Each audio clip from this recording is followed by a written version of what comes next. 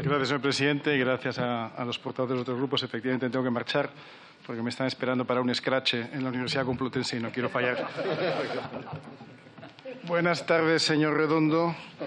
Me alegra verle de nuevo, porque en un año tan intenso como este, marcado por la crisis del virus de Wuhan, es buena noticia que su Consejo de Seguridad Nacional o que el Consejo de Seguridad Nacional haya cumplido con su obligación de presentar el informe anual. Y, desde luego, es un informe amplio, no cabe duda. Sin embargo, una vez más, adolece de un pecado original, y es que es un informe de parte. Y no de una parte cualquiera, sino de una parte capaz de pactar precisamente con algunos que ponen en riesgo nuestra seguridad nacional. Una vez más, el Gobierno antepone sus intereses partidistas a los intereses de España y de los españoles, y eso, tratándose de la seguridad nacional, pues es extraordinariamente preocupante. No es verdad, como usted apuntaba, que no es del todo responsabilidad suya, puesto que fue el PP el que diseñó la arquitectura de gobernanza de este sistema de seguridad nacional, que es la que coloca al director de gabinete del presidente del Gobierno en una situación de conflicto de interés, la verdad. Pero también es verdad que en esa época, cuando se diseñó, el jefe de gabinete del presidente del Gobierno no formulaba las estrategias de campaña del partido en el poder. Realmente no se puede servir a dos señores. El más cercano a usted, Pedro Sánchez, como es lógico, le exige que trabaje para él, para ganar elecciones, para permanecer en el poder. Es un trabajo legítimo e imagino que apasionante si a usted le gusta Pedro Sánchez, claro. Pero le pido que sea sincero. ¿Usted cree que coincide el interés de España con los intereses electorales del Partido Socialista Obrero Español? Porque usted, señor Redondo, además de estar al frente de esta apasionante labor en la seguridad nacional, pues tiene un papel relevante en el diseño de las campañas del Partido Socialista. Lo hemos visto en el caso de la campaña en la Comunidad Catalana, donde fue usted muy aplaudido, en el caso de la campaña en la Comunidad de Madrid, donde fue usted menos aplaudido.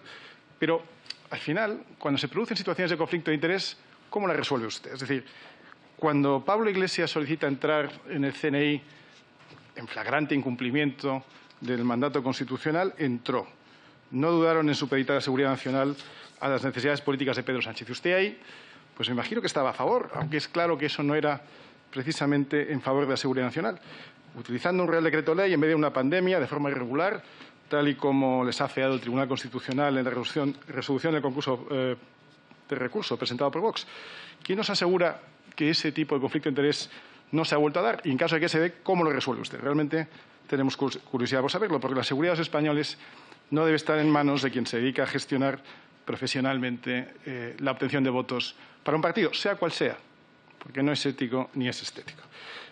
La intensidad de las amenazas a las que se enfrenta España son suficientemente graves como para exigir que se garantice la integridad, la objetividad y la neutralidad en el análisis. Es lo que debería representar el informe que hoy se presenta aquí, un ejercicio detallado de identificación de los desafíos y amenazas identificados en la Estrategia de Seguridad Nacional. Y mire, señor Redondo, efectivamente el informe parece que es eso, pero no lo es. Y no lo es porque contiene ciertas omisiones que son graves. Una vez más, las anteojeras ideológicas del Gobierno ocultan aspectos muy relevantes. El año pasado, en este mismo debate, me recomendó usted un libro llamado El filtro burbuja, que me parece interesante. Describe la proliferación de comunidades cerradas, de círculos potenciados por Internet, capaces de aislar a los individuos en sus burbujas ideológicas y culturales, impermeables a la influencia externa. Le agradecí mucho la recomendación, pero me sorprende que no sea usted capaz de ver que es precisamente el Gobierno de Pedro Sánchez quien, instalado en una burbuja ideológica, vive a espalda de algunas de las principales amenazas que atenazan nuestro país. Son capaces de arrinconar retos internacionales de España para presentar una política exterior feminista. No son palabras mías, sino de nuestra ministra de Exteriores. De olvidar las necesidades de nuestro tejido productivo y presentar unos presupuestos ecologistas. No son palabras mías, sino de su ministra de Hacienda. Y traer aquí hoy un informe de Seguridad Nacional que, si me permite, peca de oscurantista. Porque, a nuestro juicio, el informe oculta cuestiones que resultan vitales para la seguridad nacional de España y de los españoles. Aunque hay más, por cuestiones de tiempo me limitaré a hacer una referencia a 4 graves omisiones que, en nuestra opinión, destacan en este informe. La primera, omisiones en materia de epidemias y de pandemias. La segunda, omisiones referentes a la inestabilidad económica y financiera. Tercera, omisiones en materia de espionaje. Y cuarta, de las causas de la inmigración ilegal. España llegó tarde y mal para prevenir un virus letal que ha provocado seguramente más de 100.000 muertes de nuestros compatriotas y el derrumbe económico más devastador de los países desarrollados. Lo dice la Universidad de Cambridge. España fue el país del mundo que peor gestionó la crisis del coronavirus y eso no nos puede volver a pasar con posibles riesgos futuros. Hoy nadie discute que la detección precoz de epidemias y pandemias debe ser una de las prioridades en materia de seguridad nacional. Por eso llama atención la ausencia de una referencia al papel de China en la aparición y propagación del coronavirus, a las lagunas de las investigaciones de la OMS y a la docilidad con la que muchos han asumido sus verdades oficiales. Año y medio después, aproximadamente, las primeras noticias sobre las extrañas muertes en Wuhan, seguimos sin conocer a ciencia cierta el origen del virus, pero cada vez más indicios apuntan al laboratorio de la ciudad china de Wuhan, el último publicado, como estoy seguro que ha leído usted, el domingo pasado en el Wall Street Journal. Ese diario reportaba que 3 miembros del Instituto de Virología de Wuhan tuvieron síntomas compatibles con el coronavirus antes de que se conociera oficialmente el primer caso. Así que creo que resulta necesario esclarecer lo ocurrido en China, conocer con claridad y transparencia todo lo relacionado con la muerte de millones de personas y exigir responsabilidades y evitar que se cometan los mismos errores, porque no hacerlo nos costaría vidas. China, sin duda, es el elefante en la habitación, pero está ausente en el informe concebido para alertar de riesgos en materia de seguridad nacional. Y no es un olvido. Alemania, junto a Francia, Estados Unidos o Reino Unido, han sido claros al exigir la verdad sobre el origen del coronavirus en China. Por el contrario, el Partido Socialista ha registrado una iniciativa para reforzar las relaciones bilaterales con el país comunista. En segundo lugar, quiero detenerme en las omisiones en materia de inestabilidad económica y financiera.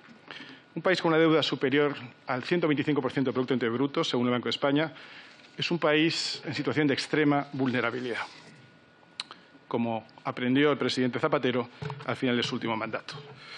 Llevamos un lustro con tipos de interés en negativo o cercanos al 0%, que están generando la falsa creencia de que los niveles de deuda alcanzados son aceptables, pero que ocultan que una súbita subida de tipos de interés, aunque sea en porcentajes aún pequeños, nos situaría en una situación financiera delicadísima. En el último año, el bono de 10 años se ha incrementado en 45 puntos básicos. Y eso que estamos, como digo, todavía en tipos de interés muy bajos. Los que recordamos los tipos de interés de 2 dígitos sabemos de la fácil y rápida escalada que se puede producir y las consecuencias que eso puede tener.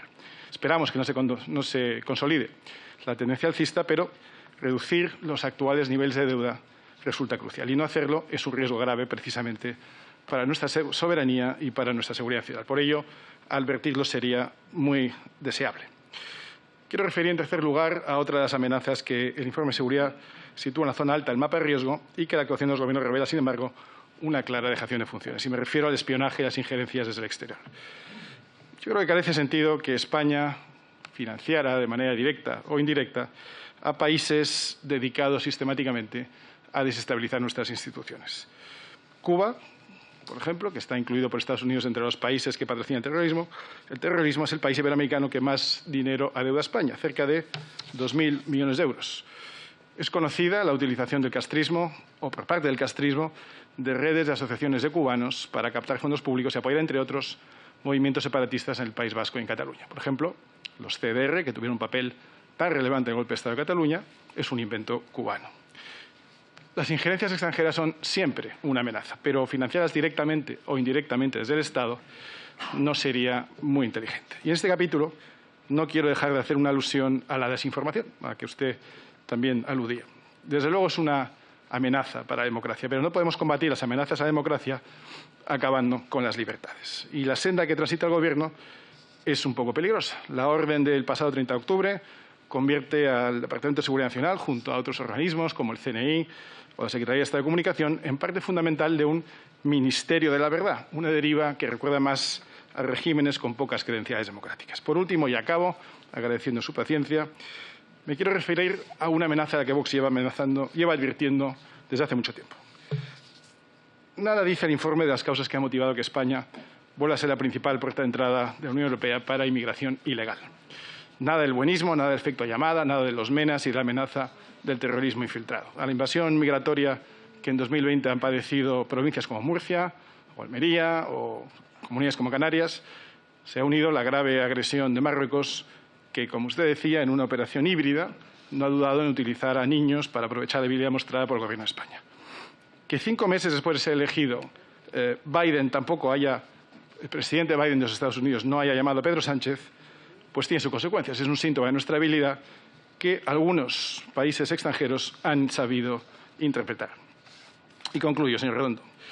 La seguridad de los españoles es sin duda un asunto muy serio.